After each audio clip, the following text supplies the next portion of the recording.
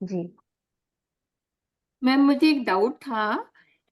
जैसे डेकार्ट कहते हैं कि जो मैं हूँ मतलब मैं सोचता हूँ इसलिए मैं हूँ। मैं अगर चिंतन कर सकता हूँ इसका मतलब मैं हूँ। तो जो हम्म। सोचता है वो उसका अस्तित्व है।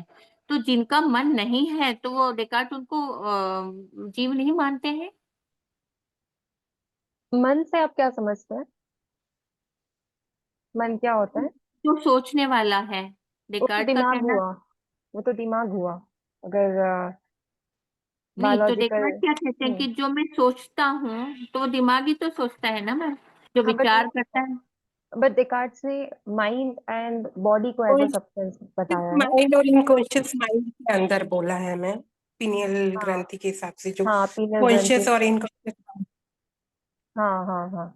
तो आपका कहने का मतलब है कि अगर किसी में मन नहीं है, जैसे कोई जीव है ना, हमें नहीं पता कि वो जीव सोचता है या नहीं सोचता है, पर हमें पता है कि उसके पास दिमाग है, और दिमाग का कार्य होता है सोचना। एज अ थिंकिंग जो होता है उसका फंक्शन होता है दिमाग का, है ना। तो आप बोलना चाह रहे हैं कि क्या कोई दूसरा जीव भी सोचता है, ये आपका सवाल है। हाँ। तो अगर जीव डेकार्ट के उनको पास, मानते हैं या नहीं मानते हैं? अभी डेकार्ट तो सब्सटेंस के बारे में बोला, वो क्या मानते क्या नहीं मानते इसका तो मैं नहीं ज्यादा नहीं मतलब बता पाऊंगी। इन्हीं की फिलोसॉफी के अनुसार जैसे हाँ। मैं पढ़ रही थी कि हम्म। सब विचार करने वाले प्राणियों का अस्तित्व है। और मैं हम्म। एक विचार करने वाला प्राणी हूँ, अतः मेरा अस्तित्व है। हम्म। हम्म। तो इसी पर से कि अगर मैं विचार कर सकती हूँ तो मेरा अस्तित्व है, पर जो विचार नहीं कर सकता तो क्या उनका अस्तित्व नहीं मानेंगे? अगर अगर हम किसी को समझाने जाते हैं, हम्म। जैसे अगर मैं घर में डिस्कस करूँ तो हम्म। मुझे भी हम्म। सेम ही क्वेश्चन आएगा कि फिर अगर हम्म। चींटी है तो हम बोलते हैं चींटी को मन नहीं है। जो बेंद्रिय जो होते हैं, एकेंद्रिय बेंद्रिय जो है, फॉर हम्म। एग्जाम्पल प्लांट्स है, तो हमको उसमें मानते हैं कि जीव है बट वो सोच नहीं सकते हैं। हम्म। तो डेकार्ट उनको जीव मानते हैं या नहीं मानते हैं? डेकार्ट ने जीव के बारे में नहीं बोला, उन्होंने जीव सब्सटेंस के मतलब बारे में, आत्मा मनस, हाँ। सब्सटेंस द्रव्य के बारे में बताया। हम्म। वो जो कि मतलब जो सब चीज को डिफाइन कर सकते हैं, सब चीज को समझा सकते हैं। तो माइंड एंड बॉडी ऐसा सब्सटेंस है, ऐसा द्रव्य है जो सारी चीजों को, जितनी भी हमारी आसपास की चीजें हैं उसको कहीं ना कहीं बता सकता है। अगर हाँ उसमें माइंड नहीं है तो बॉडी तो है, एक्सटेंड तो होता है, वो एक्सपैंड होता है, तो बॉडी है। तो ये बताना चाहते हैं कि जो द्रव्य है, ऐसा चीज जो सब में प्रेजेंट है, जितनी भी आप living and non living beings देख रहे हो उसमें ये कहीं ना कहीं प्रेजेंट रहेगा, कोई ना कोई फॉर्म में वो रहेगा। अगर वो सोच नहीं सकता तो उसका पास शरीर है, वो उसका आकार है, विस्तार हो रहा है उसमें। तो ये चीज हम देख सकते हैं। तो द्रव्य का अभी तक हम जो मतलब समझते आए हैं वो क्या है? द्रव्य ऐसी कोई वस्तु या शक्ति है जो सारी जीव और जंतुओं में उपलब्ध है, इसी से हम राइट। समझते हैं द्रव्य का मतलब। तो द्रव्य मतलब आत्मा ही ना मैम? नहीं, द्रव्य मतलब टोटली आत्मा नहीं। द्रव्य में दोनों आ जाएगा, शरीर भी आ जाएगा, आत्मा भी आ जाएगा। अभी ये अलग अलग दार्शनिकों के आधार पे है। कोई एक दार्शनिकों ने नहीं बोला है कि द्रव्य को सिर्फ आत्मा मानना है, या द्रव्य को सिर्फ शरीर मानना है। किसी ने ऐसा बोला नहीं है, तो सबका द्रव्य का कंसेप्ट अलग अलग है। पर जितने भी हम देखते आए हैं, सबका कंसेप्ट जो है कहीं ना कहीं रिलेटिव है, यानी कि एक दूसरे से मिलता जुलता है। मतलब कहीं ना कहीं सच है, सच तो वही है ना, तो सब लोग जिसको स्वीकार राइट। है ना। जैसे एक वेस्टर्न फिलोसफर है ब्रैडली, नाम पहली बार शायद आपने सुना होगा। तो वो यही बोलते हैं कि जो सब लोग स्वीकार करते हैं ना उसको ही हम सच मानते हैं। ऐसा सच हम सबको, हम नहीं बोलेंगे कि ये सच है, क्योंकि जैसे कि अभी हेरेक्लिटस जो ग्रीक फिलोसोफर है, वो बोलते हैं कि जो फायर है, आग है, अग्नि है, वो अल्टीमेट रियलिटी है। उसके बाद जो थेलीस है वो बोलते हैं वाटर जो है वो अल्टीमेट रियलिटी है। एक और एक फिलोसोफर है एम्पीडोकल्स, ये भी ग्रीक फिलोसोफर। वो बोलते हैं कि अपोजिट फोर्सेस जो होते हैं, यानी कि जो लव हेट, ये जो है ये सब चीजों में उपलब्ध है। तो इसलिए इसलिए ये द्रव्य है, इसलिए अल्टीमेट रियलिटी है। तो इस प्रकार के उन्होंने कंसेप्ट रखे। अब यहाँ पे जो लास्ट था कि अपोजिट फोर्सेस, हमारे अंदर अपोजिट फोर्सेस है, तो अब इसमें सवाल आता है कि हमारे अंदर अपोजिट फोर्सेस कैसे हो सकते हैं? मतलब दो हम्म। अलग अलग चीजें एक वस्तु में कैसे एग्जिस्ट कर सकती है? कर सकते। बट देखा जाए तो करती है एग्जिस्ट। अगर हमारे अंदर कुछ सवाल आता है कि यानी यानी कि क्रोध आता है, तो क्रोध के बाद शांति भी आती है। है ना। तो अपोजिट चीजें कहीं ना कहीं एग्जिस्ट करती है, एक चीज खत्म होती है दूसरी चीज शुरू होती है, या दूसरी चीज खत्म कई होती है। बार मैम, पर कई बार ऐसा होता है कि जो चीज अट्रैक्ट, मतलब जैसे गुस्सा है या क्रोध है, तो अगर हम्म। हम फॉर एग्जांपल जैसे बोलते हैं कि मेडिटेशन से ये सब चीजें खत्म हो जाती है, तो कई हम्म। लोगों को गुस्सा आता ही नहीं है, तो वो अपोजिट चीज रही नहीं, फिर वो हम्म। शांति रहते हैं, चाहे जितना कुछ भी बोल दो तो वो शांति बने रहेंगे। तो फिर हाँ बट ये तो सिर्फ एग्जाम्पल था हाँ, कि नहीं लव मतलब, हेट। हाँ, हाँ। उसके अलावा भी कोई अपोजिट फोर्सेस हो सकता है। या शरीर में देखो तो शरीर में इतने सारे सेल्स हैं, एक सेल मरता है तो दूसरा सेल फिर आ जाता है, ग्रो हो जाता है। तो इस प्रकार से भी समझ सकते हैं कि कोई चीजें खत्म हो रही है तो उसी उसी समय कोई और चीजें हमें कुछ बनती हुई दिख रही है, कुछ नया उसमें आकार दिख रहा है। तो ये जो है क्रिएशन, डिस्ट्रक्शन, प्रिजर्वेशन, जैसे हमने पढ़ा था कि जैन दर्शन में कि ये तीन चीजें जो है वो बहुत इंपॉर्टेंट है और द्रव्य में होती है ना। तो इसका मतलब है कि जितने भी हम कंसेप्ट पढ़ रहे हैं वो कहीं ना कहीं एक दूसरे से मिलके जुलते हैं, रिलेटिव है। तो उसमें भी सच है, हम ऐसा नहीं बोल सकते यही सच है या वैसा ही सच है, बट कहीं ना कहीं उसमें सच छिपा हुआ है ना? इसी वजह से जो भी हमने अभी तक अल्टीमेट रियलिटी बोले या सब्सटेंस बोले उसके बारे में जो भी बात की है, हमें लगता है कि इसमें भी कहीं ना कहीं सच है। अब अभी तक तो हमने कभी ऐसा नहीं सोचा था कि ये जो सृष्टि है इसको बनाने वाला कौन होगा, कैसा होगा। सोचा भी होगा तो इतने लेवल पे नहीं सोचा होगा ना।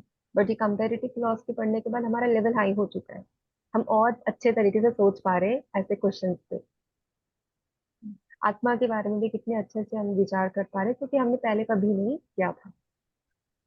ओके, तो ठीक है, कंटिन्यू करते हैं जो टॉपिक था हमारा। लास्ट क्लास में हमने डिकार्ड्स के बारे में पढ़ा था, उसी से रिलेटेड मैंने आपको बोला था कि ह्यूम का जो कंसेप्ट है ना। ह्यूम जो है वो डिकार्ड्स को क्रिटिसाइज करते हैं, उसकी आलोचना करते हैं कि जो डिकार्ड्स ने बता दिया कि माइंड एंड बॉडी होता है और माइंड एंड बॉडी सब्सटेंस होता है, ये कहीं ना कहीं उन्होंने जो बताया है वो पूरी तरीके से सही नहीं है। क्योंकि उनके जो कंसेप्ट है ग्रंथि, फीमेल ग्लैंड की ग्रंथि, उसमें भी सच हमें ज्यादा देखने को नहीं मिलता है। और इसी हम्म। वजह से उन्होंने इसको कहीं ना कहीं इस तरीके से एक्सेप्ट नहीं किया। तो हम देखते हैं यहाँ पे जो एपिस्टेमोलॉजिकल नॉलेज यानी कि ज्ञान मीमांसा संबंधित बात। तो ज्ञान मीमांसा में जो ह्यूम ह्यूम बोलते हैं कि हमें जो ज्ञान प्राप्त होता है वो अनुभव से होता है, अनुभववादी है वो। यानी कि जो भी जिस प्रकार का भी हमें ज्ञान मिल रहा है वो हमें अनुभव यानी कि एक्सपीरियंस से मिल रहा है। डेकार्ड्स क्या बोलते हैं, वो डेकार्ड्स रैशनलिस्ट है, वो बोलते हैं कि हमें बुद्धि, जो ज्ञान मिल रहा है बुद्धि से मिल रहा है, बुद्धि से। बुद्धिवादी है। बट अभी आके हम टोटली अपोजिट व्यू देखेंगे ह्यूम का। ह्यूम जो दार्शनिक है उनकी कंसेप्ट को देखेंगे, उनकी फिलोसफी को देखेंगे। ठीक है? तो अभी ह्यूम के अकॉर्डिंग जो नॉलेज है वो हमें अनुभव के द्वारा मिल रहा है, एक्सपीरियंस के द्वारा हमें नॉलेज मिल रहा है। तो ये बोलते हैं किसी भी वस्तु का अस्तित्व अगर हमें प्रस्तुत करना है तो उसके लिए हमें इंद्रिय अनुभव होना जरूरी है।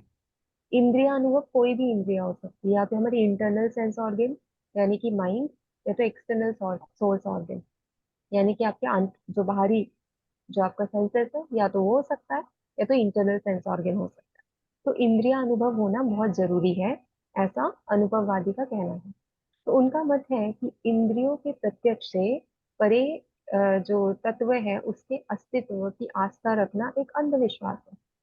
अगर हम हमारी इंद्रिया इंद्रिया वो सारी चीजों को ग्रहण नहीं कर पा रही है या उसको समझने की या ना तो इच्छा हो रही है या समझ भी नहीं पा रही है, तो ऐसे तत्वों का अस्तित्व मानना या उसमें आस्था भी रखना हमारे लिए एक अंधविश्वास वाली बात हो सकती है। और ये हम ही नहीं, ये काफी लोग मानते हैं। आपके आसपास वाले लोग भी बोलते होंगे कि आप ये जो दर्शन कर रहे हो, आप जो आत्मा के बारे में विचार कर रहे हो, क्या आत्मा होता है, क्या आपने देखा। इस प्रकार के क्वेश्चन शायद आपने भी कभी ना कभी फेस किए होंगे, है ना। तो आत्मा के अस्तित्व के विषय में भी ये सब चीज घोषित कर देना कि ये होता है या ये ऐसा होता है, ये वैसा होता है, इस प्रकार का हमें कोई अधिकार नहीं है। ये ह्यूम बोलते हैं कि हमें इसकी कोई अधिकारता नहीं है। ये क्यों नहीं है? क्योंकि हम इसे अनुभव नहीं कर सकते। अगर हम इसमें अनुभव नहीं कर सकते तो हम इसे बता ही नहीं सकते। उसके इसे और समझने के लिए जो ह्यूम ने मोस्टली जिनके कॉन्सेप्ट, यानी एक फिलोसोफर है बर्कली, तो बर्कली के बारे में भी थोड़ा पढ़ते हैं। बर्कली जो है वो अनुभववादी, यानी कि वो भी अनुभव यानी कि एक्सपीरियंस के आधार पर जो भी हमारे तत्व है, द्रव्य है, उसके अस्तित्व के बारे में बताते हैं कि अगर कोई चीज अनुभव नहीं कर पा रहे हैं तो उसका अस्तित्व नहीं होता है। तो उनका भी ये संबंध में यही तर्क था कि सामान्य लोगों की यह धारणा रहती है कि इंद्रियों के द्वारा हम जो बाहरी वस्तुएं हैं उसके गुणों को देखते हैं।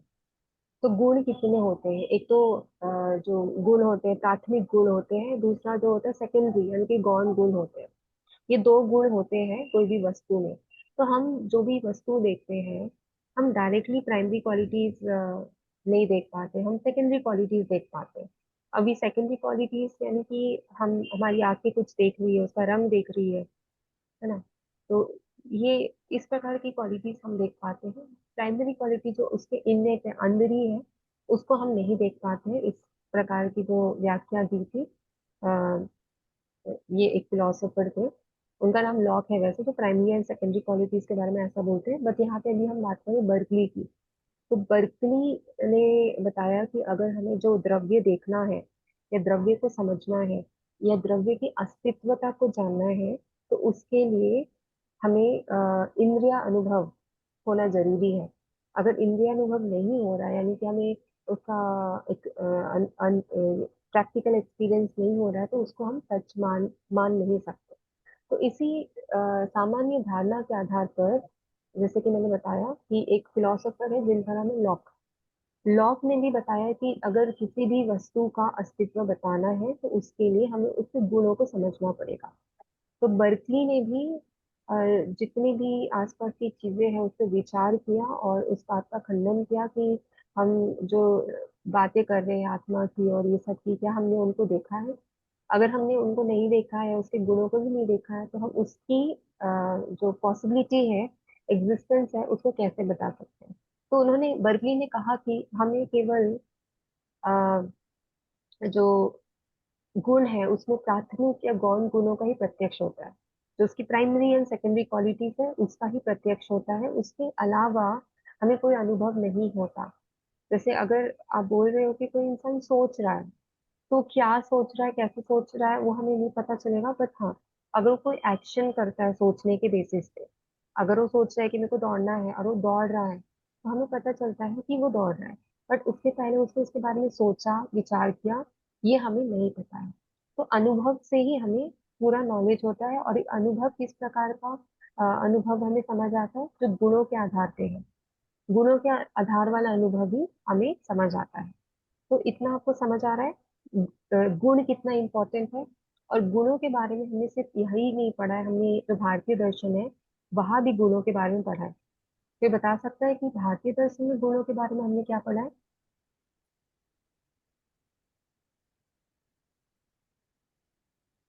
मैम गुण तो वही ना, सम्यक ज्ञान, सम्यक दर्शन, सम्यक चारित्र। तो वो तो तत्व तम तमोगुण, 3 तरह के गुण सांख्य में पढ़े थे। हम्म, हाँ, ठीक है। और हम्म, अलग अलग दर्शन में मैम अलग अलग गुणों का बताया है हाँ, ना। हाँ। बट अगर एकदम बारीकी से समझा जाए गुण के बारे में, तो गुण क्या होता है? गुण वो होता है जो क्वालिटी। किसी वस्तु के बारे में हमें बताता है, क्वालिटी। सब्सटेंस के बारे क्वालिटी। में बताता है। क्वालिटी। क्वालिटी। हाँ, क्वालिटी किसके बारे में बताता है? कोई भी द्रव्य के बारे में हमें बताता है। स्पेशल, हाँ। द्रव्य को हम डायरेक्ट नहीं देख सकते, द्रव्यों के गुणों की वजह से हम देख सकते करेक्ट। हैं। द्रव्य में से अगर गुण निकाल दिए तो क्या द्रव्य में से द्रव्य बचेगा? क्या वो नहीं, द्रव्य कहलाएगा? नहीं। अगर गुण को अलग कर दिया जाए, निकाल दिया जाए? नहीं बचेगा। तो भले ही आवरण आ जाएगा पर गुण नहीं बचेगा, ज्ञान गुण, दर्शन। हाँ, गुण निकल जाएगा तो हम शायद सब्सटेंस को एक्सप्लेन नहीं कर पाएंगे। राइट। वैसे ही यहाँ पे बोल रहे हैं फिलोसोफर्स की आत्मा को भी अगर समझाना है तो उसकी प्रक्रिया, उसकी एक्टिविटीज की वजह से हम उसको समझा पा रहे, डायरेक्ट हम उसको समझा नहीं पाएंगे। कि सिर्फ आत्मा को अगर ले ले एज अ सटल फोर्स, तो शायद हम उसको समझा नहीं पाएंगे। तो उसके जो बदलते गुण हैं आत्मा के, उसमें जो बदलाव है इंसान में, उसकी वजह से हम आत्मा को समझ पाते हैं। तो गुणों के आधार पे चीजों की अस्तित्वता समझ आती है। और ऐसे ही जो अनुभववादी फिलोसोफर है बर्कली और लॉक, इनका यही कहना है। तभी देखते डेविड ह्यूम जो है ये भी अनुभववादी है। तो डेविड ह्यूम जो है वो बर्कली के इस विचार का समर्थन करते हैं कि हाँ, गुण की वजह से हम चीजों को समझ पाते हैं, गुण की वजह से हम चीजों की अस्तित्व को कर पाते हैं। परंतु साथ ही साथ उन्होंने बर्कली पर पक्षपात का आरोप लगाया है। उन्होंने कहा है कि जिस प्रकार हमें गुणों के आधार स्वरूप किसी जड़ द्रव्य का अनुभव नहीं होता है, जड़ द्रव्य माने उसका जो मटेरियलिस्टिक चीजें हैं या सब्सटेंस है, उसका हमें अनुभव नहीं होता है, उसी प्रकार हमें अपने अंदर आत्म द्रव्य का भी कोई अनुभव नहीं होता है। जैसे कि मैंने अभी आपको बताया कि अगर हम सब्सटेंस को नहीं देख पा रहे हैं, सिर्फ उसके गुणों को देख पा रहे हैं, तो वैसे ही हमारे अंदर अगर आत्मा है, हम आत्मा को भी नहीं देख पा रहे हैं, है ना। हम आत्मा को भी नहीं देख पा रहे हैं, गुणों को ही देख पा रहे हैं। अतः बर्कली का अनुभव के आधार पर जड़ जड़ द्रव्य के अस्तित्व को न मानना और उसी अनुभव के आधार पर आत्म द्रव्य को मानना उनकी भारी पक्षपात एवं अंधविश्वास के परिचायक है। तो इससे हमें ये समझ आता है कि बर्कली ने भले ही अनुभव को एक्सेप्ट किया है, उन्होंने गुणों को एक्सेप्ट किया है, और गुणों के साथ साथ उन्होंने आत्मा को भी एक्सेप्ट किया है। बट यहाँ पे ह्यूम जो है वो ह्यूम आत्मा को एक्सेप्ट नहीं करते। और ह्यूम ये भी बोलते हैं कि बर्कली ने अगर आत्मा को एक्सेप्ट किया है तो पक्षपात करते हैं, क्योंकि वो आत्मा को देख ही नहीं पा रहे हैं, तो वो आत्मा को एक्सेप्ट कैसे कर रहे हैं और आत्मा के अस्तित्व को कैसे बता रहे हैं। तो इस प्रकार से ह्यूम अपना आर्ग्यूमेंट देते हैं। तो यहाँ पे सबसे इंटरेस्टिंग बात यही होती है फिलोसफी में कि एक कुछ अपना विचार रखते हैं, उस विचार पे कोई दूसरा अपना कुछ बोलता है, उस पे कुछ आर्ग्यूमेंट्स करता है, और उसमें कुछ नया पॉइंट व्यू ऐड करता है। तो इस प्रकार से जो इसकी जो श्रृंखला है वो चलती रहती है। सवाल जवाब होते हैं, उसमें विचार की वृद्धि होती है, ज्ञान की वृद्धि होती है। तो ये हमने काफी अच्छे से देखा है ना। तो ये काफी मतलब इंटरेस्टिंग है। ये ऑफ आर्ग्यूमेंट और डिबेट डिबेट का सब्जेक्ट हो गया मतलब। हाँ, डिबेट का सब्जेक्ट हो जाता है, और ये डिबेट में सिमिलैरिटीज दिखेंगी, इसमें भेदभाव दिखेगा, और अलग अलग विचार दिखेंगे। तो यहाँ पे मैं जो जैसे आपको इतने सारे नाम बता रही हूँ, लॉक, देन ह्यूम, बर्कली। अब ये फिलोसोफर जो है एक के बाद अपने अपने आर्ग्यूमेंट्स देते गए। तो जैसे कि आप भी बोलते हो कि हम भी कोई आर्ग्यूमेंट दे सकते हैं। हाँ, दे सकते हो, बट उसमें जैसे इन्होंने काफी किताबें लिखी है, तो शायद हमें भी वो सारे वर्क करने पड़ेंगे। अगर हम केपेबल है तो हम कर सकते हैं, बिल्कुल कर सकते हैं, है ना। हाँ, रिजल्ट तक पहुंचना जरूरी है मतलब। हम्म, वहां तक पहुंचना जरूरी है।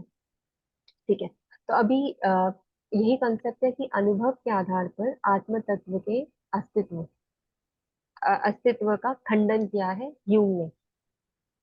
यूम ने क्या किया है, अनुभव के आधार पर आत्म तत्व होते हैं ऐसा, मतलब उन्होंने बोला ऐसा नहीं होता है, और इसकी जो आत्मा है उसके अस्तित्व का खंडन किया है। तो यहाँ पे देखा कि बर्कली जो थे तो अनुभववादी थे। अनुभववादी है मीन्स में टिकार्ड और ह्यूम दोनों अनुभववादी है। नहीं, डेकार्ट तो बुद्धिवादी है।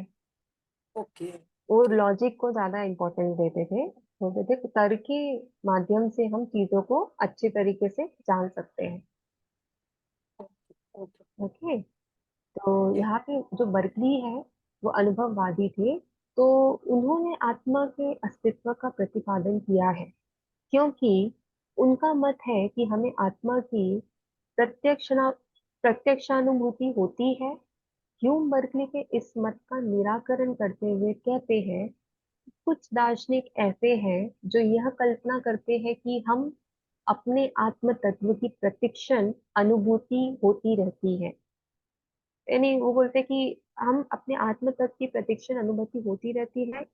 वे दार्शनिक आत्मा की पूर्ण सरलता तथा कुटस्थता यानी कि आइडेंटिटी में विश्वास रखते हैं। और जहां तक मेरा संबंध है, अब मैं आत्मा को देखने के लिए अपने अंदर प्रवेश करता हूँ, अर्थात अपनी मनोवृत्तियों का निरीक्षण करता हूँ, तब मैं किसी न किसी विशेष संवेदन या विज्ञान से टकरा कर रह जाता हूँ, चाहे वह संवेदन उष्णता का हो या शीत का, प्रकाश का हो या छाया का, प्रेम का हो या घृणा का, दुख का हो या सुख का, या किसी और प्रकार का।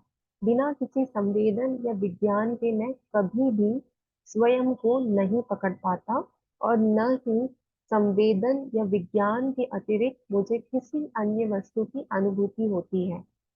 जब ये अनुभूतियां मुझ में नहीं रहती, जैसे गाढ़ निद्रा में, तब मुझे अपने आत्मा का कोई अनुभव नहीं होता, और उस समय वस्तुतः यह कहा जा सकता है कि मेरा अस्तित्व है ही नहीं।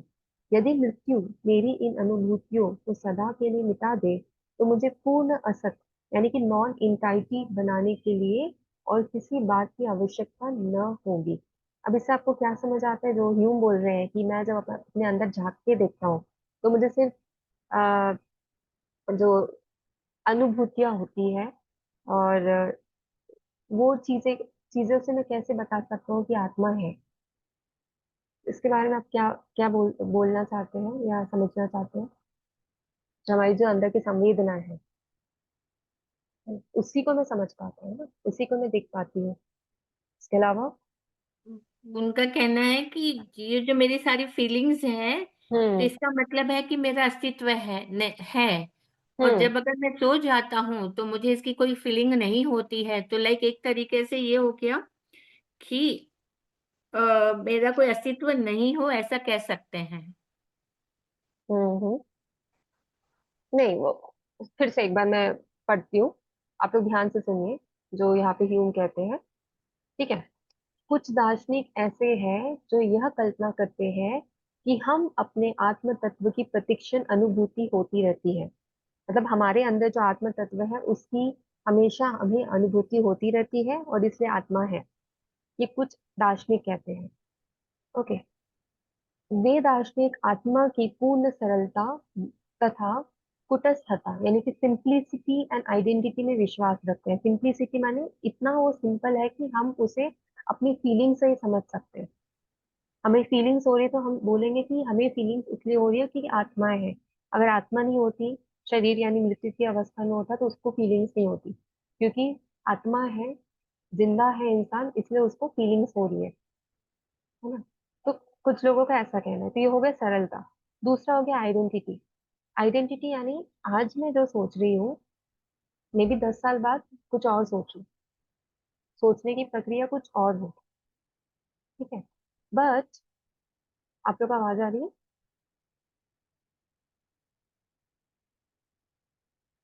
Yes ma'am. यस आ मैम। रही है। ओके जी। ठीक है। तो आज मैं सोच रही हूँ, शायद 10 साल बाद मैं कुछ और सोचूं, बट सोचने का जो कंसेप्ट है वो तो कंटिन्यू रहेगा, है ना। सोचने का कंसेप्ट तो कंटिन्यू रहेगा। तो ये प्रिंसिपल ऑफ आइडेंटिटी से बता सकते हैं कि आत्मा की अस्तित्वता है।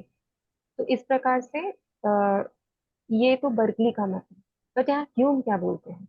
ह्यूम बोलते हैं कि जब मैं आत्मा को देखने के लिए अपने अंदर प्रवेश करता हूँ, अर्थात अपनी मनोवृत्तियों का निरीक्षण करता हूँ, तब मैं किसी न किसी विशेष संवेदन या विज्ञान से टकरा कर रह जाता हूँ, चाहे वह संवेदन उष्णता का हो या शीत का, प्रकाश का हो या छाया का, प्रेम का हो या घृणा का, दुख का हो या सुख का, या किसी और प्रकार का। बिना किसी संवेदन या विज्ञान के मैं कभी भी स्वयं को नहीं पकड़ पाता, और न ही संवेदन या विज्ञान के अतिरिक्त मुझे किसी अन्य वस्तु की अनुभूति होती है। इसका इधर यहाँ तक आपको समझ आया क्या बोलना चाह रहे हैं वो? अंदर झांक के देखता हूँ तो मुझे सिर्फ क्या दिखता है? संवेदना दिखता है। संवेदना के साथ साथ क्या दिखता है? उससे रिलेटेड कोई संवेदना दिखेगा या उससे रिलेटेड कोई अनुभूति दिखेगा, बट क्या वो चीज दिखती है जिसे ये संवेदना हो रही है? अगर मैं बोल रही हूँ मेरे अंदर आत्मा है, तो क्या मुझे आत्मा दिख रही है? तो इस दिख- वजह से इतने वो कट्टर अनुभववादी है कि वो बोल रहे जब मुझे नहीं दिख रही आत्मा, और मुझे सोते समय भी मुझे ऐसा एहसास नहीं हो रहा है, आत्मा का अनुभव हो ही नहीं रहा है, तो मैं उसके अस्तित्व को कैसे मान सकता हूँ? और मृत्यु भी मेरी अनुभूतियों को सदा ही मिटा दे, तो मैं कैसे बोल सकता हूँ कि ऐसा कोई असत है जो कि मृत्यु के बाद भी मुझे आगे लेके जाएगा या उसका पुनर्जन्म होगा। प्रिंसिपल ऑफ नॉन इंटाइटी, पूर्ण असत, इसको मैं कैसे एक्सेप्ट कर सकता हूँ? और वो पुनः घोषित करते हैं कि यदि किसी अन्य व्यक्ति को गंभीर और निष्पक्ष रूप से विचार करने पर भी अपने आत्मा का उससे भिन्न अनुभव होता है, तो मैं स्वीकार करता हूँ कि मैं उससे तर्क नहीं कर सकता। अपने विषय में मैं निश्चित रूप से कह सकता हूँ कि मुझ में कोई आत्म तत्व नहीं है।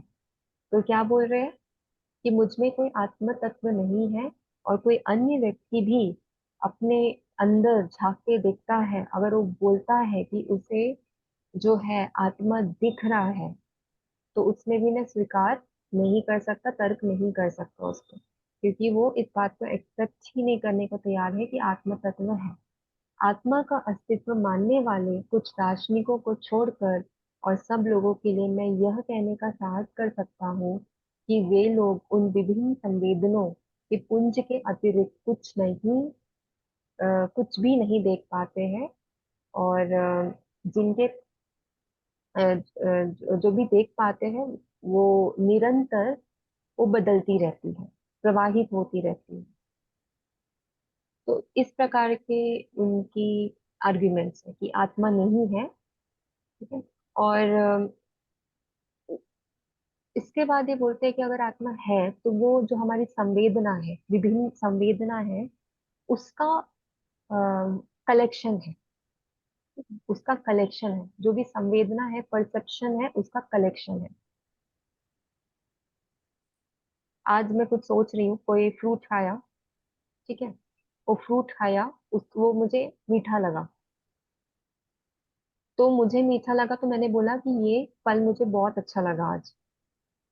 बहुत अच्छा लगा इसलिए बोल रही हूँ क्योंकि कहीं ना कहीं मेरा वो फल को लेके बुरा अनुभव भी हो चुका है। बहुत अच्छा लगा इसलिए बोला क्योंकि कल या परसों मैंने जब वो फल खाया था, तो शायद मुझे बहुत अच्छा नहीं लगा, है ना, मुझे खट्टा लगा होगा या कुछ और लगा होगा। तो ये पूरी फीलिंग्स जो है, ये जो भी उसका कलेक्शन ही नॉलेज है, उसका कलेक्शन ही ज्ञान है। ठीक है? तो विभिन्न संवेदनाओं का पुंज, उसको ही इन्होंने आत्मा कहा। तो इस प्रकार हम देखते हैं कि ह्यूम के अनुसार आत्मा को सरल एवं जो कुटस्थ आइडेंटिटी तत्व के रूप में प्रमाणित नहीं किया जा सकता। आत्मा एक नहीं वरन विभिन्न मानसिक क्रियाओं का एक समूह मात्र है। वह क्षणिक संवेदनाओं या विज्ञानों के प्रवाह के अतिरिक्त अन्य कुछ नहीं है। तो वो क्या है, आत्मा क्या है? क्षणिक संवेदनाओं या विज्ञानों के प्रवाह, उसके अतिरिक्त वो कुछ भी नहीं है। और ये बोलते हैं, जैसे अभी इंदिरा जी का ही सवाल था कि मन है या नहीं है, तो इसमें देखते हैं ह्यूम क्या बोलते हैं। ह्यूम बोलते हैं कि what we call a mind is nothing. ठीक है, आप भी बोल रहे थे ना माइंड नथिंग है, मन नहीं होता है, तो ये भी यही बोल रहे हैं कि what we call a mind is nothing but a heap और collection of different perceptions united together by certain relations and supposed, though falsely, to be endowed with a perfect simplicity and identity। इसका हिंदी अर्थ, जिसे हम मनस कहते हैं, वह विभिन्न प्रत्यक्षों की राशि या समूह के अतिरिक्त कुछ नहीं है। तो जो भी संबंधों है उसके द्वारा एक साथ संयुक्त कर दिए गए, और जो यद्यपि भ्रामक रूप से पूर्ण सरलता एवं तदात्मता से संपन्न मान लिए जाते हैं। तो ये उनका वर्क है, treatise of human nature, David Hume. वहां पे उन्होंने ये बात कही है। और उन्होंने इस पुस्तक में ये भी कहा है कि men are nothing but a bundle or collection of different perceptions which succeed each other with inconceivable rapidity and are in a perpetual flux and movement। अर्थात मनुष्य विभिन्न प्रत्यक्षों की गठरी या समूह के अतिरिक्त कुछ नहीं है, जो अचिंत्य द्रुत गति से एक से अनंतर एक आते जाते हैं और जो सतत प्रवाह एवं गति की स्थिति में रहते हैं। क्या ये लाइन सुन के आपको कोई और भारतीय दार्शनिक याद आ रहे हैं जो ये बोल रहे हैं कि प्रवाह एवं गति की स्थिति में रहते हैं? कुछ याद आ रहा है आप लोग को?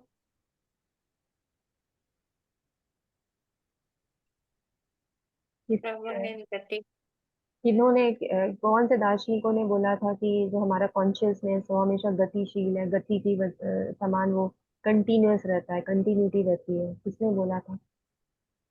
कपिल मुनि ने सांख्य दर्शन में बोला।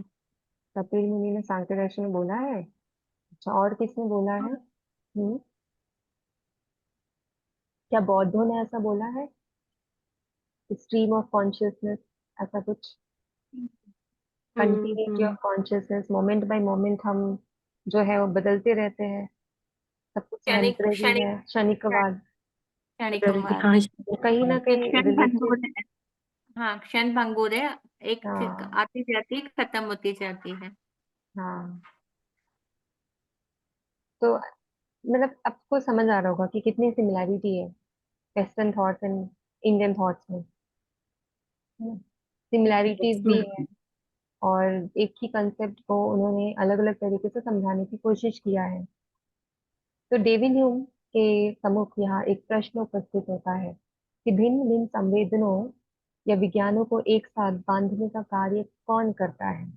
डेविड ह्यूम से पूछा गया कि अब आप बोल रहे हो कि भिन्न भिन्न अनुभव है, उपस्थित है, ये अनुभव है, तो ये जो संवेदना है या ये जो विज्ञान है उसको बांध कौन रहा है? तो उत्तर में वो कहते हैं कि ये जो है लॉज ऑफ एसोसिएशन, साहचर्य के नियमों के द्वारा यह कार्य किया गया है। और जो भी हमारे जो आइडियाज है, जो थॉट्स है, जो भी हमारे फीलिंग्स है, वो एक साथ उसको किसने करके रखा है? It's because of law of association. ठीक है, इसका आंसर ये देते हैं। फिर दूसरा प्रश्न उनके सामने यह आता है कि विभिन्न सवित्तियों का ज्ञाता कौन है। तो उत्तर में वह कहते हैं कि सवित्ति या विज्ञान की किसी अन्य अनुभवकर्ता की आवश्यकता ही नहीं है, वह स्वयं ही अपना अनुभव करते हैं। साथ ही एक और महत्वपूर्ण प्रश्न पर डेविड ह्यूम को विचार करना होता है कि जब आत्मा परिवर्तनशील सवित्तियों का पुंज मात्र है, तो हमें उसकी एकता का भ्रम क्यों होता है? इसके उत्तर में वह कहते हैं कि किसी प्रकार के तीव्र और अनवच्छिन्न प्रवाह में एकता एवं नित्यता का भ्रम स्वाभाविक है। इस तथ्य को नदी या सिनेमा के चित्रपट उदाहरणों से भली प्रकार प्रकार समझा जा सकता है। जिसे हम नदी कहते हैं, वह केवल भिन्न भिन्न जल कणों का समूह मात्र है, जो अत्यंत तीव्र गति के साथ अनवच्छिन्न रूप से प्रवाहित हो रहे हैं। तो जो भी हम नदी कह रहे हैं, नदी क्या है?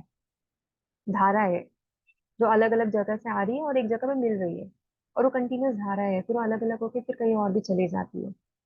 तो इस प्रकार से वो समझाते हैं, उदाहरण की तरह से वो समझाते हैं कि वैसे ही हमारे अंदर जो विज्ञान है, हमारे अंदर जो फीलिंग्स है, वेदना है, थॉट्स है, उसको भी एक साथ जो वो रहती हुई दिख रही है, ये स्ट्रीम ऑफ कॉन्शियसनेस जैसे वो दिख रही है, वो एसोसिएशन की वजह से दिख रही है, लॉ ऑफ एसोसिएशन।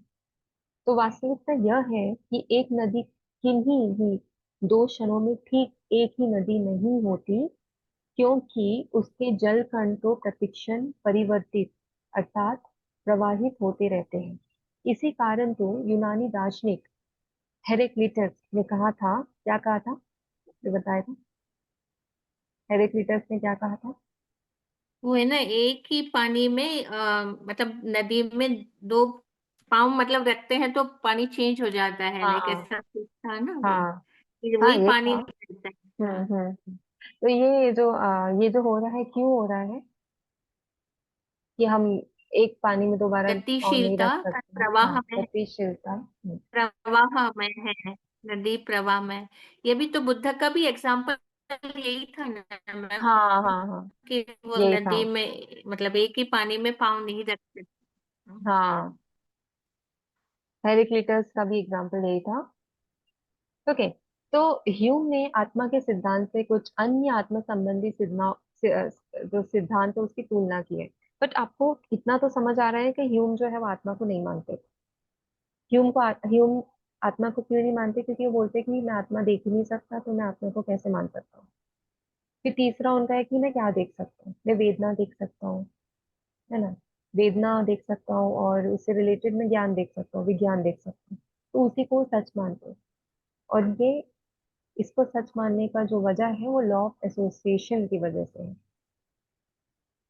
और वो लॉ ऑफ एसोसिएशन को यानी कि सारी चीजों को इकट्ठा करके कौन रख रहा है, तो वो बोलते हैं कि इसमें हमारा इंटरेस्ट नहीं होना चाहिए, और उसमें हम उसको जान भी नहीं पाएंगे कि वो कैसे एक साथ वो इकट्ठित होके रहती है। बट उसको अगर समझना है तो पानी की धाराओं, नदी की धाराओं की समान समझ सकते हैं। जैसे नदी की धारा सब बहती है बट हमें वो एक समान दिखती है, उसी प्रकार हमारे जो थॉट्स है, परसेप्शन है, वो कंटिन्यूअस है, बट वो एक समान हमें दिखते हैं, महसूस होते हैं कि वो मेरे ही विचार है, आत्मा के ही विचार है।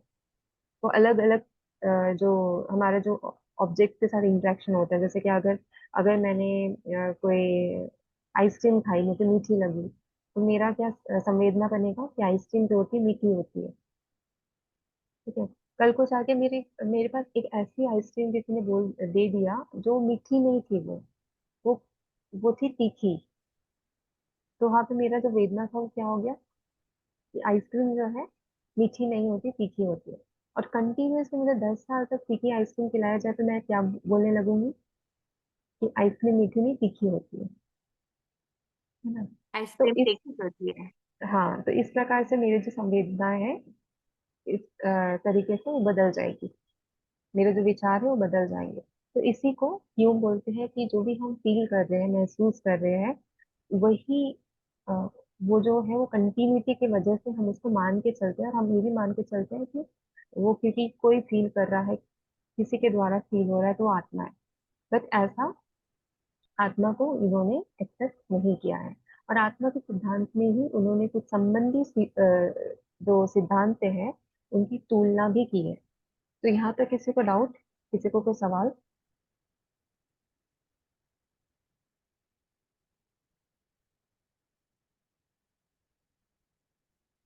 या कुछ कंफ्यूजन चल रहा है दिमाग में?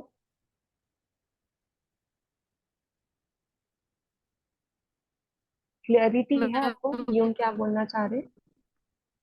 अब उनके थॉट से है, बाकी तो उनके थॉट, उनके वो थॉट उन्हीं के थॉट है मैम। तो हमारी जो अभी तक के सोच है तो वो हम अपनी सोच है, वो उनकी सोच है। तो हाँ एक्सेप्ट कर लो कि हाँ ये उनकी सोच है, हमको ये ध्यान रखना है कि ये उनकी सोच है। हाँ, बराबर है। तो आपको क्या लग रहा है ये सारे थॉट्स के बारे में? क्या ये सच है जो ह्यूम बोल रहे हैं? कुछ इंटरेस्टिंग लग रहा है इसमें? हाँ मैम, अच्छा लग रहा है। चलो, ठीक है। ओके, मतलब तो ये तो और सच है हाँ, कि जो नदी है वो उसमें एक ही नदी में हम एक दोबारा पाँव नहीं रख सकते हैं। हम्म ये तो मतलब जान अपने दर्शन जैन दर्शन में भी कहते हैं कि वह हमेशा प्रवाहमान है, हर कोई चीज हम्म चलती रहती है। मतलब अगर हम्म हमने हाथ रखा है ऐसे जो फर्श पे हाथ रखा और फिर से अगर हम हाथ उठाते हैं और फिर से रखते हैं तब तक के पूरी वहां की जो कण कण है वो सारे बदल जाएंगे, हम्म, वहां के जो जीव है वो सारे बदल जाएंगे। तो हर पल मतलब जीवों का आवागमन होते ही रहता है। तो हाँ, ये तो कहते हैं। बिल्कुल बिल्कुल। ठीक है, तो आत्मा के जो उनके विचार थे ये क्लियर हो गया है। Yes ma'am. ओके। और जो डेविड ह्यूम है, उन्होंने आत्मा के सिद्धांत में, जैसे मैंने अभी बताया, वहां पे जो सिद्धांत है वो बौद्धों के आत्मा के सिद्धांत का बहुत ही ज्यादा सिमिलर है। ह्यूम के समान बौद्ध दार्शनिकों ने भी जो आत्मा है उसको क्या बताया है कि क्षण क्षण परिवर्तित होते हैं। क्षण क्षण उसमें जो जो भी उसमें विकार आ रहे हैं वो समूह मात्र माना है। और वे भी आत्मा को सरल, कुटस्थ एवं एकरस सत्ता के रूप में स्वीकार नहीं करते हैं। और आधुनिक जो पश्चिमी दर्शन में एक और एक फिलोसोफर है जिनको मिल बोलते हैं, तथा जो विलियम जेम्स है, उन्होंने भी आत्मा संबंधी सिद्धांत में यही बताया है कि ह्यूम के जो सिद्धांत है उससे काफी निकट है उनके सिद्धांत। परंतु कुछ जगह पे उनके जो विचार है वो ह्यूम से मतभेद भी है। जैसे कि जो फिलोसोफर है मिल मिल का कहना है कि आत्मा जो है वो इंटरनल फीलिंग्स के अलावा कुछ भी नहीं है, और ये series of mental states a series of internal feelings है, कंटिन्यूअसली जो एक के बाद एक के अनुसार जो मेंटल फीलिंग्स आती है वही आते हैं। तो मात्र है कि जिसकी एक मानसिक अवस्था दूसरी मानसिक अवस्था की ज्ञाता है। और वैसे ही विलियम जेम्स कहते हैं कि आत्मा या मनस चेतना का प्रवाह, जैसे कि मैंने भी अभी बताया कि stream of consciousness, William James बोलते हैं कि आत्मा या मनस चेतना का प्रवाह है। इसके इससे उस उनका अर्थ यही है कि आत्मा जो चेतना रूप है वो विभिन्न एवं असंबद्ध मानसिक अवस्थाओं का क्रम होने के साथ पर एक अविच्छिन्न प्रवाह है। चाहे तो विलियम जेम्स देखा जाए और मिल देखा जाए, इन्होंने भी काफी ऐसे ही कॉन्सेप्ट्स बताए हैं जो कि ह्यूम ने बताए हैं, तो थोड़ा थोड़ा सा डिफरेंस है। तो ह्यूम ने जो आत्मा के कंसेप्ट प्रकट किए हैं वो बताए हैं कि वो हमारे जो विज्ञान है, हमारी जो भावना है, हमारी जो वेदना है उसके ऊपर है ना। पर ये जो मिल ने इंटरनल फीलिंग से लेके बताया है, और जो जो विलियम जेम्स है उन्होंने कॉन्शियसनेस के रूप में बताया है। तो जेम्स जो है उनके मतानुसार ये जो जितनी सारी सवितियां दिख रही है, जो परिवर्तन दिख रहे हैं, वो एक दूसरे में प्रवाहमान होकर एक चेतना का प्रवाह बनाते हैं। तो जेम्स का कथन है कि हमारे आने जाने वाले विचार ही विचारक है। The passing thought is the only thinker. तो यहाँ पे क्वेश्चन था ना, सवाल था ना यूम के ऊपर कि जो जितने भी ये कॉन्शियसनेस आ रहे हैं, जितने भी विचार आ रहे हैं, उसका कर्ता कौन है। तो यहाँ पे विलियम जेम्स का आंसर है कि वो कर्ता यानी कि वो जो कॉन्शियसनेस का जो स्ट्रीम है वही थिंकर है।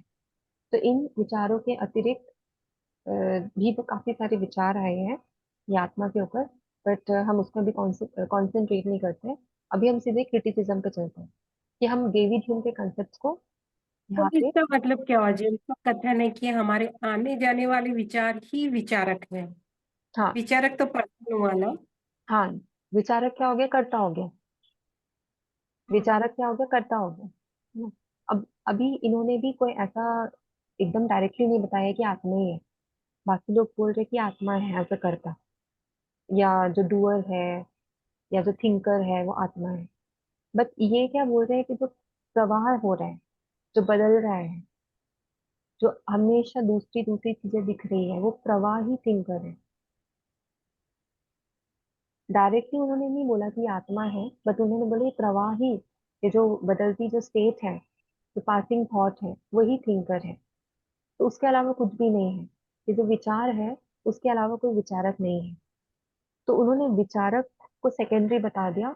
मोस्टली जो कंसेप्ट है विचार, उसको ही उन्होंने प्राइमरी रखा है।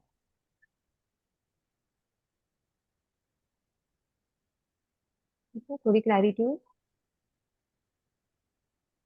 अभी देखते हैं उसका क्रिटिसिज्म यानी कि आलोचना। कुछ क्रिटिसिज्म आप भी कर सकते हो, ट्राई कीजिए थोड़ा सा ह्यूम के थॉट्स के ऊपर। क्या लगता है आपको कि ये थॉट, ये जो भी उन्होंने कंसेप्ट रखे हैं, ज्यादा टाइम तक वर्क करेंगे या नहीं करेंगे? नहीं करेंगे तो क्यों नहीं करेंगे?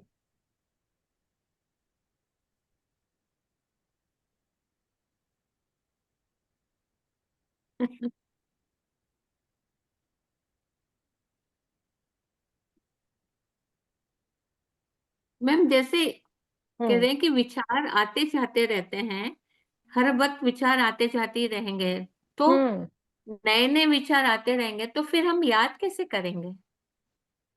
याद तो होते ही नहीं है ना, कुछ टाइम के लिए याद रहते हैं ना वो। हम्म। हाँ नहीं, तो फिर मतलब जैसे कहते हैं ना कि पुनर्जन्म वाली, या फिर हमको जो बचपन की हम्म। जैसी यादें हैं, तो फिर तो ना तो पुनर्जन्म तो खैर रहा ही नहीं, और बचपन की जो यादें हैं तो वो तो याद रहेगी नहीं, वो यादें तो बदलती चली जाएगी। तो इनके हिसाब से कोई मतलब याद ऐसा कुछ है? हाँ, मतलब बौद्ध में ऐसा बताया है नहीं, कि ये तो ह्यूम का, ह्यूम के हाँ ये कंसेप्ट। हाँ। हाँ, ह्यूम की तरफ से समझना चाहे तो ये बदलते थॉट्स हैं, और हाँ। यही बदलते थॉट्स जो हो रहे हैं, जो बदलते विचार है, यही सच है, यही हमारा अनुभव है। अभी हमेशा क्योंकि बदल रहे हैं तो उसको एक तरफ करके रखना थोड़ा डिफिकल्ट है। बट वो लॉ ऑफ एसोसिएशन की मदद से हम उसको एक तरफ रख सकते हैं। ठीक है, तो लॉ ऑफ एसोसिएशन अगर हम समझे और लॉ ऑफ एसोसिएशन से आपके प्रश्न का उत्तर देने की कोशिश करें, तो हाँ, वो पॉसिबल है कि हम उसको स्टोर करके कहीं ना कहीं रख सकते, एसोसिएट करके कहीं ना कहीं रख सकते हैं। जैसे अगर हम साइंस की मदद से समझे तो हमारे सेल्स भी काफी चीजें स्टोर करके रखते हैं, है ना? तो कुछ चीजें हम डिस्पोज कर देते हैं, बट कुछ चीजें जो है हमेशा रह जाती है। तो law of preservation, law of association, ये हमेशा वर्क करता है, जिससे कि हमें बहुत चीजें भूल जाते हैं, पर कुछ ना कुछ चीजें याद रहती है। हाँ, है ना? जैसे कि तो अगर वही। आपके साथ कोई भी चीजें पहली बार हो रही है तो याद होती है, बट अगर वही चीजें बार बार हो रही है तो वो शायद याद नहीं रहेगी। बट कुछ पहला एक्सपीरियंस होता है, पहला अनुभव होता है, तो याद रहता है। तो इसको भी हम लॉ ऑफ एसोसिएशन की मदद से समझा सकते हैं कि जो पहला जो अनुभव है वो याद इसलिए होता है कि कहीं ना कहीं हमारे जो इंद्रिया था उसके लिए वो एक नया अनुभव था, और क्योंकि वो नया अनुभव था तो उसने उसे कहीं ना कहीं स्टोर करके रखा है। तो इस बार इस तो मतलब विचार ऑलवेज बदलते नहीं रहते हैं, कहीं ना कहीं स्टोर भी रहते हैं। जब अगर ऐसे कुछ मतलब अनुभव मिला तो फिर से वो विचार ऊपर आ भी सकते हैं, हाँ, फिर से अगर ऊपर उनका आएंगे, उदय जैसे भी कि हो सकता है। हाँ, जैसे मैंने आपको अभी बोला कि अगर मैंने एक एप्पल खाया और मुझे मीठा एप्पल लगा, और मैंने फिर कल एक एप्पल खाया, वो ग्रीन एप्पल था तो मुझे मीठा नहीं लगा, और फिर मेरे कल के विचार होंगे कि मैंने जो आज का एप्पल खाया वो मुझे अच्छा नहीं लगा। अब मैं ऐसा विचार क्यों रखी? क्योंकि पहले ही मैंने वो अनुभव कर लिया है। अगर मैंने वो अनुभव पहले नहीं किया होता तो शायद मेरे विचार अभी ऐसे नहीं आते। तो जो भी हम अपने थॉट्स प्रेजेंट करते हैं वो अपने अनुभव की वजह से ही करते हैं, है ना? तो इस प्रकार के वो कंसेप्ट ह्यूम बताते हैं कि जो हमारे बदलती जो अनुभव हो रहा है उसमें ही हम सच ढूंढने की कोशिश करते हैं। ओके, तो अब इनको थोड़ा आलोचना कर लेते हैं। तो डेविड ह्यूम के सिद्धांत का सबसे बड़ा दोष यह है कि वह अमूर्त अनुभूतियों का मूर्तिकरण कर देते हैं। यह विचारों और अनुभूतियों के स्वतंत्र अस्तित्व की कल्पना करते हैं, परंतु वास्तविकता यह है कि प्रत्येक प्रवृत्ति या मानसिक क्रिया किसी न किसी आत्मा या मनस की सबिती या क्रिया अवश्य होती है। आत्मा या मनस से पृथक उसका अस्तित्व ही संभव नहीं है। एक ऐसी अनुभूति जो न आपकी हो, न मेरी हो और न किसी और की हो, कोरी कल्पना ही है जिसका वास्तविकता से कोई संबंध नहीं। जेम्स का भी यह मत कि विचार ही स्वयं विचारक है सर्वथा असमीचीन है, क्योंकि हमारे अनुभव में एकदम विरुद्ध है। तो यहाँ पे सबसे बड़ा दोष यही आ रहा है कि वो जो अपने विचार है उसको श्रेष्ठ बोल रहे हैं, बट देखा जाए तो हमारा जो विचार है, जो भी हमारे अनुभव है, वो कहीं ना कहीं हमारे पहले के अनुभव से काफी मिलते जुलते हैं। तो हमारा ऐसा कोई फ्रेश थॉट ऐसा होता नहीं है ना? फ्रेश थॉट नहीं होता, एक नया अनुभव नहीं होता, वो कहीं ना कहीं हमारे पुराने अनुभवों से मिलता जुलता होता है। कल जो देखा उससे रिलेटेड ही हम आज कुछ देखते हैं, एकदम नई चीजें नहीं देखते। हमारी जो इंद्रिया है उसको काफी आदत होता है सिमिलर चीजें देखने का। अगर कुछ अलग दिख जाए तो या हमारी इंद्रिया घबरा जाती है, या वो सारी चीजों को कंसेप्चुलाइज नहीं कर पाती है। तो ये जो सिमिलैरिटी है, इतना वो सिमिलैरिटी का जो मीडियम है वो कहीं ना कहीं आत्मा है, जिसको ह्यूम ने एक्सेप्ट नहीं किया है। वो बोलते हैं कि हमें हमें सिर्फ हमेशा फ्रेश अनुभव होता है, जैसे नदी का प्रवाह हमेशा फ्रेश रहता है ना। अलग अलग नदियां आ रही है, वो मिल रही है, हमें लग रहा है कि वो पुरानी होगी, बट वो नदियां तो हमेशा फ्रेश होती है ना। वैसे ये क्या बोल रहे हैं, अनुभव भी हमारे फ्रेश हो रहे हैं। तो एकदम एज सच एकदम न्यू एक्सपीरियंस हर रोज ये पॉसिबल नहीं है। अगर ह्यूम को हम रिजेक्ट करते हैं या ह्यूम को हम क्रिटिसाइज करते हैं तो हम यही बोलेंगे कि एकदम नया अनुभव पॉसिबल नहीं है, क्योंकि हमारा जो भी एक्सपीरियंस है वो कहीं ना कहीं पास्ट चीजों को रिफ्लेक्ट करता है। क्या आप ह्यूम की बात से सहमत है ये, या जो मैं अभी उनको उन पे जो क्रिटिसिज्म कर रही हूँ उस पे सहमत है? क्या लगता है आपको? ह्यूम बोलते हैं कि हर टाइम नया अनुभव होता है, क्या ये सच है? या ये हमारे अनुभव जो है वो कहीं ना कहीं कोई किसी चीज में बेस्ड रहते हैं, आधार रहते हैं? मैम हमेशा पुराने अनुभव अनुभव से पास्ट ही के हम past की चीजों पे ही हो पाता है ना अनुभव। तो प्रेजेंट में तो थोड़ा होता है, मीन्स आज कुछ सीखा है, बाकी मोस्टली हमारा पास्ट के ऊपर ही डिपेंड करता है अनुभव तो। हम्म। तो आप ह्यूम को क्रिटिसाइज कर सकते हैं फिर, उनमें थोड़ा सा आलोचना कर सकते हैं उनके थॉट्स पे। यस मैम, कर सकते हैं कि ओके। पीछे पीछा भी अनुभव रहता है। हाँ। हमें कैसे पता कोई चलेगा कि मीठा अच्छा है या खट्टा अच्छा है, क्योंकि हमको खट्टा अच्छा नहीं लगा, इसीलिए हम कह रहे हैं कि ये मीठा अच्छा है। तो वो हाँ। अनुभव हमारे लिए बुरा था, तब हम बोल सकते हैं कि ये अनुभव अच्छा है। यस, बिल्कुल बिल्कुल। ठीक है, तो इतना क्लियर है। अभी सेकंड और थर्ड भी देख लेते हैं थोड़ा सा। ओके। तो सेकंड है, ह्यूम के सिद्धांत में आत्म चेतना के तथ्य की व्याख्या भी नहीं की जा सकती, जो हमारे आत्मा या मनस का मौलिक गुण है। उनके मतानुसार आत्मा पृथक पृथक समृद्धियों का समुदाय अथवा क्रम है, जिसमें सवित्तियां आगे और पीछे रहती है। ऐसी स्थिति में एक सवित्ती को दूसरी सवित्ती का ज्ञान कैसे हो सकता है, क्योंकि अगली सवित्ती के उदय होने से पूर्व ही पहली सवित्ती लुप्त हो जाती है। पुनः उन सवित्तियों के क्रम का अनुभव इस मत में कैसे संभव है? क्रम या समुदाय का अनुभव क्षण क्षण विलीन हो जाने वाली सवित्तियां कैसे कर सकती है? इस प्रकार का अनुभव तो केवल एक स्थायी आत्मा ही कर सकती है। कोई भी हमारे लाइफ में एपिसोड होता है, तो वो एपिसोड क्रम वाइज हमें कैसे अनुभव होता है? क्रम वाइज इन द सेंस कि जैसे अगर आपको बोलूं मैं कि आप अपने 10 साल पुराने थॉट्स पे विचार करिए, तो आप सबसे पहले क्या सोचोगे? अपने जन्म वाला जो अगर स्टेज आपको किसी ने बताया होगा, तो आप वो सोचोगे। उसके बाद आप जब बड़े हुए तो वो सोचोगे। फिर क्रम वाइज जो सिस्टमेटिक ऑर्डर्ड वे में जो थिंकिंग है, वो कैसे पॉसिबल है? उसका कोई ना कोई तो करता होगा, डूअर होगा, जो सारी चीजों को सिस्टमेटिक ऑर्डर्ड वे में प्रेजेंट करने की कोशिश करता है। नहीं तो अगर अगर आत्मा नहीं होती, तो मेरे पास जो थॉट्स आ रहे हैं उसमें तो क्रम नहीं होगा ना। मे बी मैं 7 साल पहले वाली बातें सोचूंगी, फिर 8 साल, फिर उसके बाद 9 साल, या 2 साल पहले। उसमें कोई क्रम या सिस्टमेटिक चीजें नहीं होंगी। अगर सिस्टमेटाइजेशन हो रहा है ना, तो सिस्टमेटाइजेशन करने वाला भी कोई होना चाहिए। सिस्टमेटिक तरीके से हमें चीजों का अनुभव कैसे होता है? हमें कैसे पता चलता है कि कल हमारे साथ ये हुआ और कल के पहले ये हुआ? ये जो लाइन बाय लाइन चीजें हमारे पास आ रही है, वो कैसे होता है? इसका क्या कॉन्शियस जवाब है? हम्म?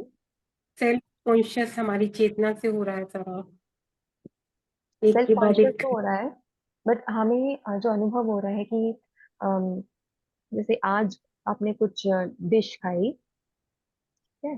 होपफुली अब मैं इतना डिश के नाम बता रही तो शायद आपको भूख ना लगे। थोड़ा सा ही क्लास बचा है। ठीक है। तो आपको ये अनुभव कैसे हो रहा है कि आज जो मैंने खाया, या तो एकदम नई चीज खाई या पहले से ही रिलेटेड चीजें खाई? ये अनुभव कैसे हो रहा है? सिस्टमेटिक वे में चीजें कैसे समझ आ रही है?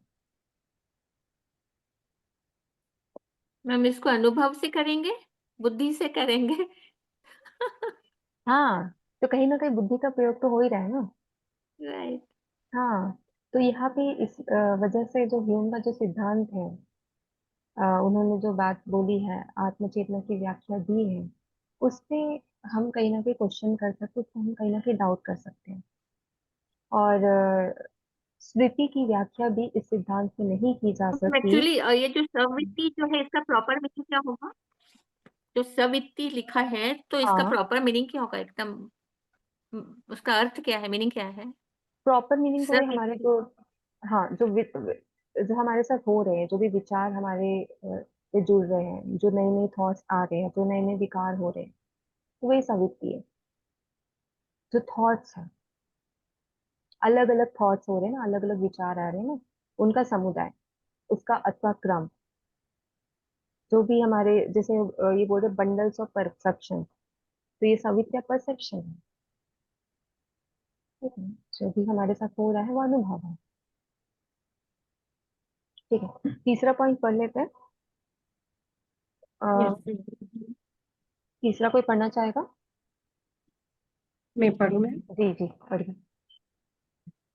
स्मृति की व्याख्या भी इस सिद्धांत में नहीं की जा सकती है, जबकि आत्मा क्षण क्षण परिवर्तित हो जाने वाली सवित्तियों का क्रम मात्र है। तो एक वर्तमान सवित्ति को भूतकाल की अन्य सवित्तियों का स्मरण कैसे हो सकता है? भूतकाल की संवित्तियां जिस समय घटित हुई थी, उस समय वर्तमान सवित्ति का अस्तित्व ही नहीं था। तब वर्तमान संवित्ति और उन अतीत की बीती हुई संवित्तियों का स्मरण ही कैसे कर सकती है? आगे क्या मतलब कंटिन्यू हुआ? करूं? हाँ, बट इसका क्या मतलब हुआ? स्मृति की व्याख्या। पास्ट में पास्ट में जो हुआ हम्म था, हम्म। उसका हम प्रेजेंट से कैसे कनेक्ट कर सकेंगे? हाँ क्योंकि मतलब अगर, अभी जो प्रेजेंट में हुआ है हम्म वो पास्ट कैसे पता चल सकता था? तो वर्तमान सवित्तियों और अतीत की बीती हुई सवित्तियों का स्मरण ही कैसे कर सकती है? हाँ, मेमोरीज को हम, जैसे आपका एक क्वेश्चन आया था कि मेमोरीज को फिर हम कैसे डिफाइन करें, अगर स्टोर कहाँ पे हो रही है। इंदिरा जी ने ये क्वेश्चन पूछा था कि स्टोर कहाँ हो रही है चीजें, है ना? है ना, आपने पूछा था ना? तो वही आलोचना में भी यस मैम। यही यही बात कही गई है। ओके, नेक्स्ट पॉइंट पढ़ते हैं।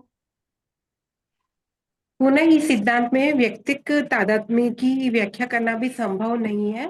संसार में प्रत्येक मनुष्य ये अनुभव करता है कि वह जो अब से 8 या 10 वर्ष पूर्व था, आज भी वही है, भले ही उसके शरीर में कुछ परिवर्तन हो गए हैं। स्पष्ट है कि इस हम्म प्रकार के व्यक्तिक भले ही तादात्म्य उसके का शरीर में, अनुभव, शरीर में कुछ परिवर्तन हो गए हैं, सॉरी, मेरी आवाज रुक गई है क्या? हाँ थोड़ा सा नेटवर्क कनेक्ट अच्छा, कनेक्टिविटी हाँ। थोड़ा सा। हम्म। भले ही उनके शरीर में कुछ परिवर्तन हो गए हैं, स्पष्ट है कि इस प्रकार के व्यक्तिगत तादात्म्य का अनुभव एक स्थायी आत्मा में ही हो सकता है। क्षण हम्म क्षण परिवर्तित हो जाने वाली संवित्तियों या विज्ञानों में कदापि नहीं हो सकता है। हम्म मतलब जो चेंजेस हो रहे हैं वो एक स्थायी आत्मा में ही हो सकते हैं। बार बार बदलने वाली जो प्रवृत्तियां हैं या विज्ञान, उसमें इस तरीके की चेंजेस नहीं हो सकते। हम्म। हाँ, तो पर्सनल आइडेंटिटी का कंसेप्ट या व्यक्तित्व व्यक्तित्व का कंसेप्ट वो खत्म हो जाएगा अगर हम सिर्फ अनुभव पे ही सच बेस करेंगे। तो हमारी आइडेंटिटी कहाँ जाएगी? तो उसका संभव ही नहीं रहेगा, है ना? ओके, तो ये कंटिन्यू पॉइंट। करूँ? हाँ हाँ, फिफ्थ पॉइंट। हमने ऊपर देखा है कि डेविड ह्यूम ने साहचर्य के नियमों द्वारा पृथक एवं स्वतंत्र अनुभूतियों के संबंध हो जाने का प्रतिपादन किया है, परंतु विचार करने पर यह ज्ञात होता है कि स्थायी आत्मा के अभाव में साहचर्य के नियमों का कार्य करना ही संभव नहीं है। उदाहरण के रूप में समानता के नियम को ही ले लीजिए। इस नियम के अनुसार जब हम किसी व्यक्ति का चित्र देखते हैं, तो हमें अपने उस पूर्व अनुभव का स्मरण हो आता है जब हमने उस व्यक्ति को साक्षात देखा था। इस प्रकार चित्र देखने की अनुभूति उस व्यक्ति को साक्षात देखने की अनुभूति से संबद्ध हो जाती है। अब ये स्पष्ट ही है कि उक्त दोनों अनुभूतियों में संबंध संबंध नहीं हो सकता है, जबकि इनसे स्वतंत्र एक स्थायी आत्मा हो जो इनकी तुलना कर सके। इसका क्या मतलब हुआ? अगर आत्मा नहीं होगी तो उसको कैसे पता चलेगा कि ये चीज हमने 10 साल पहले देखी थी जो कि मैं फिर से देख रही हूँ? अगर आत्मा है तभी मुझे ऐसे कंपेरेटिव विचार आते हैं। नहीं तो अगर सिर्फ, जिसको पहले देखा था उसको हम देख रहे हैं आज। हाँ सिर्फ अगर वृत्तियां होती तो उसके माध्यम से हम नहीं बता पाते ना। सिर्फ वृत्तियों की वजह से, जैसे अभी विलियम जेम्स ने बोला कि जो थॉट्स है वही थिंकर है, जो बढ़ते विचार है वही थिंकर है। पर जो बढ़ते विचार है वो खुद तो नहीं बोलेंगे ना कि मैं 10 साल पहले हो चुका हूँ, या 10 साल पहले मैं आ चुका हूँ आपकी लाइफ में। ये तो कोई और हमें अंदर से बताता है कि 10 साल पहले हमारे साथ ये घटित हुआ, तो अभी फिर से हो रहा है। तो ये जो बात हो रही है आत्मा की, इस प्रकार से हम उसको जो है नकार नहीं सकते। ठीक है, अभी आगे पढ़ते हैं। मनोवैज्ञानिक दृष्टि से भी ह्यूम का सिद्धांत दोषपूर्ण है, क्योंकि इसके आधार पर ज्ञान की प्रक्रिया संभव ही नहीं है। क्षणिक संवेदनाएं स्वयं में अर्थहीन होती है, प्रत्यक्षीकरण द्वारा इन्हें अर्थ प्राप्त होता है। प्रत्यक्षीकरण की जटिल प्रक्रिया वर्तमान संवेदनाओं तथा पूर्व अनुभव की सामंजस्य पर आधारित है। इसमें संवेदनाओं का सदृशीकरण, विवेकीकरण तथा संप्रत्यक्षण आदि होता है। प्रत्यक्षीकरण की पश्चात विभिन्न प्रत्यक्षों में संबंध स्थापित करना होता है, तब ज्ञान की उत्पत्ति होती है। ये सब जटिल प्रक्रियाएं स्थायी आत्मा के अभाव में कदापि संभव नहीं है। हाँ, तो हमें ज्ञान प्राप्त कैसे होता है? सबसे पहला क्वेश्चन,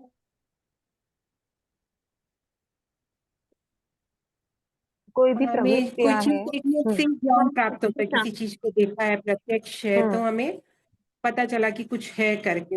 हाँ, प्रवृत्तियां तो ठीक है, वो है, हमें पता है, बट उससे हमें ज्ञान कैसे प्राप्त होता है? उसके सदृशीकरण के एसिमिलेशन से, या उसके जो डिस्क्रिमिनेशन, वो विवेकीकरण से। विवेकीकरण, संप्रत्यक्षकरण, हाँ। मतलब उनको देखना, हाँ। अनुभव करना। हाँ, तो उनमें हम सिमिलैरिटी निकालते हैं, कुछ डिफरेंस निकालते हैं, उसी से हमें नया ज्ञान प्राप्त होता है। तो अगर ये सब करने के लिए अगर आत्मा प्रेजेंट नहीं है, तो ये सब कौन कर रहा है? ठीक है। तो इस वजह से हम सिर्फ थॉट्स को, एक बंडल ऑफ थॉट्स को लेके हम अपने अस्तित्व को अच्छे से समझा नहीं सकते। ओके, लास्ट पढ़ लेते हैं।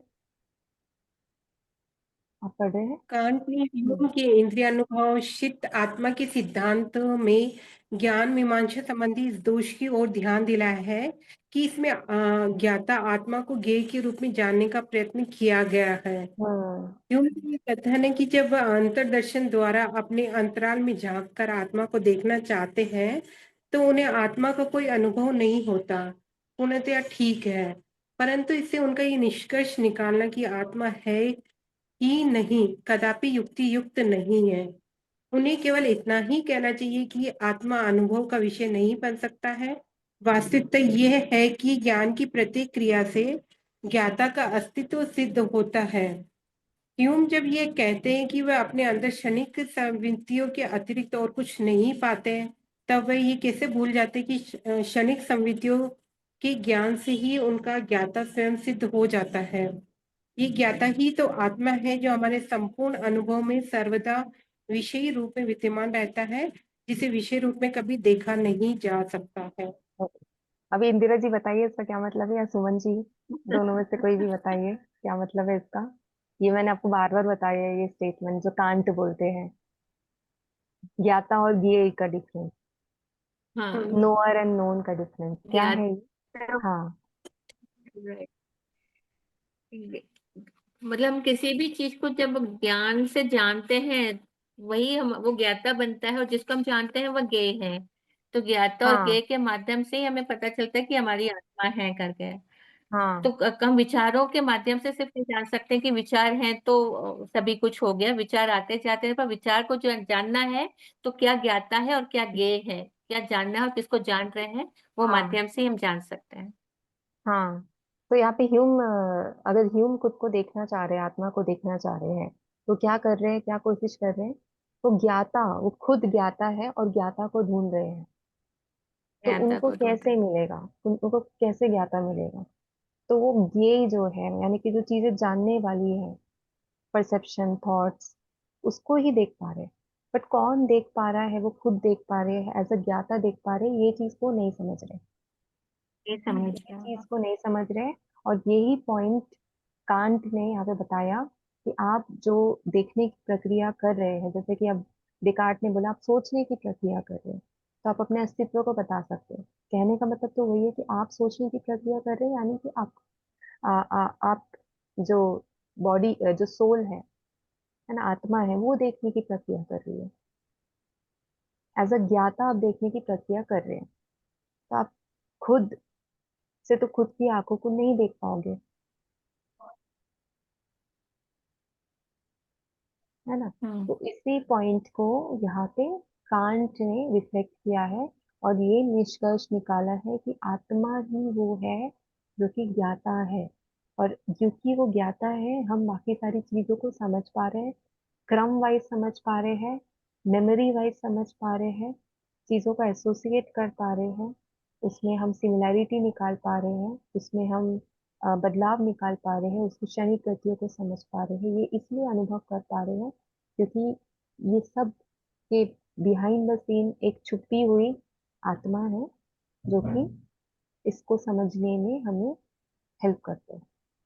हमारी जितनी भी परसेप्शन और थॉट्स है उसको समझने में हमें हेल्प करते हैं। तो ये था ह्यूम का कंसेप्ट। क्लियर है यहाँ तक? डेकार्ट्स का पढ़े, ह्यूम का पढ़े, सब क्लियर है?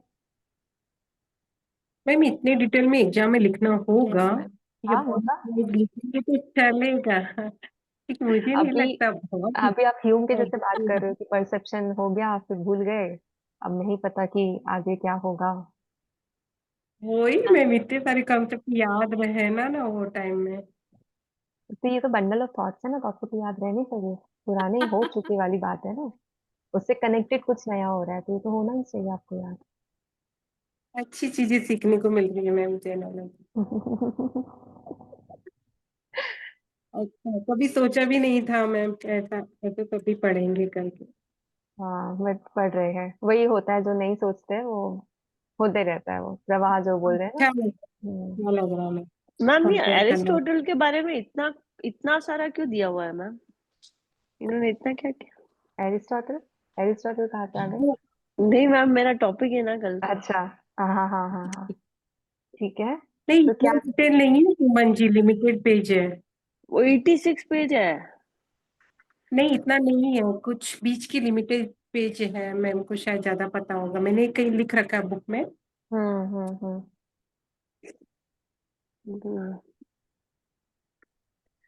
मैम मैं कल कितने बता दूं। बजे? सुमन जी आप बोल रहे हो 11 बजे दोगे प्रेजेंटेशन? 11 o'clock ma'am. कौन, मैम किसने मैं बोल किसने रही थी बोला? मैम। अच्छा आपने बोला था, ओके सॉरी सॉरी। हाँ। इंदिरा जी देंगे, ठीक है। तो उनके बाद आप दे सकते हैं प्रेजेंटेशन। 11 o'clock की। मैं नहीं, नहीं 11 बजे मैं तो 11 वो बजे देंगे। देने का बोल रही हूँ, सुमन जी।